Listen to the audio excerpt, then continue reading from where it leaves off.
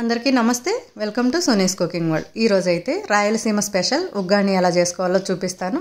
చాలా బాగుండిద్దండి. చాలా త్వరగా చేసుకోవచ్చు. ఇది మార్నింగ్ టైంలో టిఫిన్గా చేసుకోవచ్చు, లేదా ఈవినింగ్ టైంలో స్నాక్స్ ఇలా చేసుకున్నా సరే రుచి అయితే చాలా బాగుండిద్ది. చాలా త్వరగా చేసుకోవచ్చు.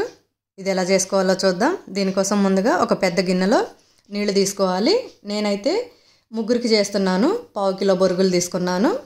ఇలా కొంచెం కొంచెంగా బొరుగులు నీళ్ళల్లో వేసేసుకొని కొంచెం లోపలికి ప్రెస్ చేసినట్టుగా అనేస్తే బొరుగులన్నీ నీళ్ళల్లో చక్కగా లోపలికి వెళ్ళిపోతాయి. ఒక 2 నిమిషాలు అలాగే నీళ్ళల్లో ఉంచేసి తర్వాత శుభ్రంగా కొద్దిగా తీసేసుకొని నీళ్ళన్నీ పిండేసి ఒక ప్లేట్లో వేసేసుకోవాలి.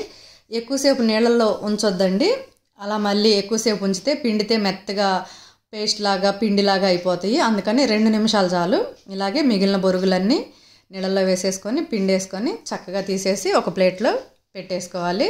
ఇప్పుడైతే ఒక ఉల్లిపాయ కట్ చేసుకున్నాను, ఒక టమోటా, 4 పచ్చిమిర్చి, కొంచెం కొత్తిమీర ఇవన్నీ కట్ చేసి పక్కన పెట్టేసుకోవాలి. 2 రెమ్మల కరివేపాకు కూడా కడిగి తీసుకోవాలి. స్టవ్ ఆన్ చేసుకొని కడాయి పెట్టుకొని 2 టేబుల్ స్పూన్ల ఆయిల్ వేసుకోవాలి. ఆయిల్ హీట్ అయ్యాక ఒక గుప్పెడు పల్లీలు వేసుకున్నాను. నేనైతే పల్లీలు కాసిన ఎక్కువే వేసాను. మీరు చూసుకొని కావాలంటే అన్నీ వేసుకోండి, లేదా కొంచెం తగ్గించుకోండి. పల్లీలు కొద్దిగా వేగిన తర్వాత ఒక టేబుల్ స్పూన్ పోపు గింజలు, ఒక ఎండుమిర్చి వేసి ఇవి కూడా కొద్దిగా వేయించుకోవాలి.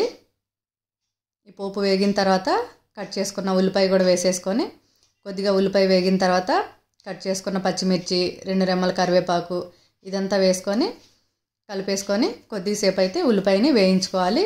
ఉల్లిపాయ కాస్త వేగిన తర్వాత కట్ చేసి పెట్టుకున్న టమోటా కూడా వేసేసుకొని వేయించుకోవాలి.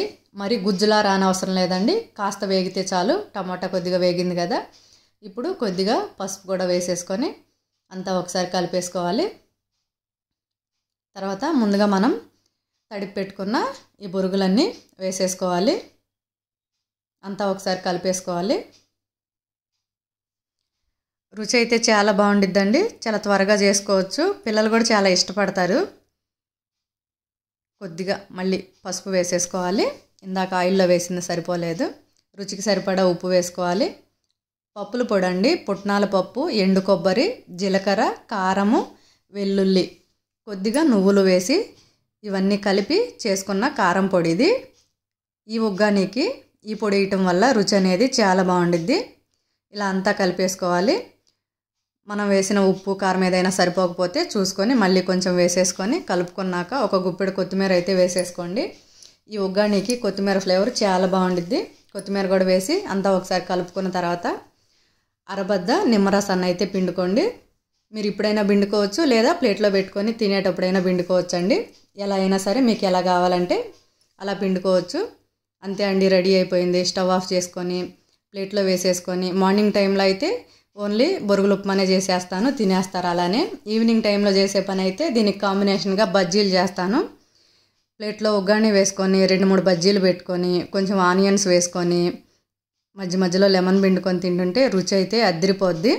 ఈసారి మీరు ఉగ్గాని చేసేటప్పుడు ఇలా ట్రై చేయండి. మీకు ఎలా వచ్చిందో నాకైతే కమెంట్ చేసి చెప్పండి. ఈ వీడియో నచ్చితే సోనీస్ కుకింగ్ వరల్డ్ ఛానల్ని సబ్స్క్రైబ్ చేసుకోండి.